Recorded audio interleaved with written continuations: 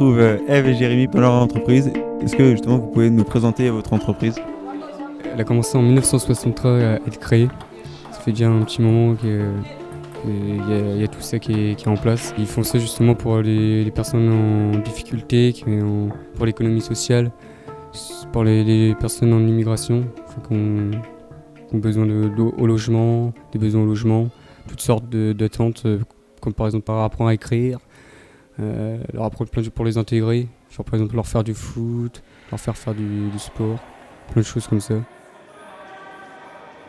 Notre travail là-dedans, c'est justement de les intégrer, leur montrer qu'il ne faut pas avoir peur de venir parler aux gens, même si la barrière de la langue peut être très difficile, surtout en stage, parce que ils parlent très vite les jeunes, et pour comprendre, c'est pas facile du tout.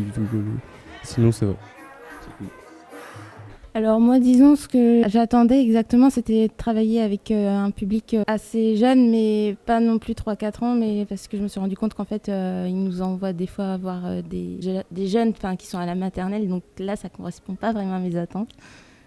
Moi c'est pareil, ouais. Pour les attentes, c'est à peu près ça, quoi. Je n'avais pas demandé d'être avec les petits jeunes. Ça me bloque. Par contre, avec les autres, les adolescents, ça se passe super bien. C'est même plus que bien. On arrive même à s'entendre, à bien rigoler ensemble, même si justement on ne comprend pas la langue. Malgré leurs difficultés, ils arrivent encore à rigoler. Il y a une bonne entente avec eux, et puis c'est très agréable d'être avec eux. Les techniques que je mets en place, c'est tout simplement de l'animation, en fait. Le social, c'est ça. Il faut juste parler à la personne, faire les choses que tu fais au quotidien pour qu'ils se sentent bien, pour qu'ils se sentent heureux, et que ça sorte tout seul, quoi. Pour que lui, il se sente bien avec nous, pour qu'il puisse parler librement sans qu'on lui fasse peur. Faut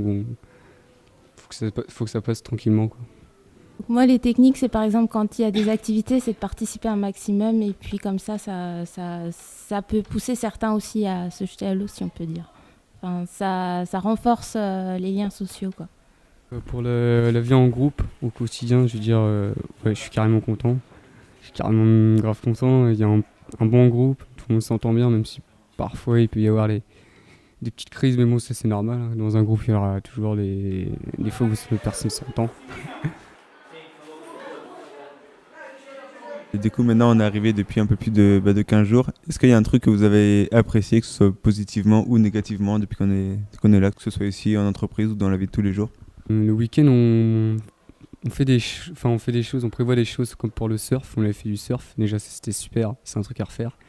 Comme pour aller visiter les châteaux, tout ça, il faut des trucs à faire, il faut faire plus d'activités, et je pense que justement ça, c'est un truc qu'il faut garder. C'est pas bien. Lisbonne, en fait, c'est the must, si je peux dire, parce que c'est une ville très dynamique. Il y a plein de choses à faire, et c'est une chance qu'on y soit. C'est une chance d'y être, quoi. Parce que je me dis qu'il y en a qui sont restés en France et qu'ils auraient bien aimé être à notre place. Je pense sans arrêt à eux tous les jours. Dans le quartier d'Olayache, on demande de l'aide, on nous l'accorde.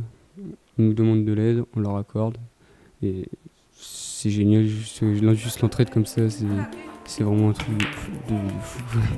Il faudrait que ça soit comme ça partout. Mais moi, c'est ça qui m'a marqué.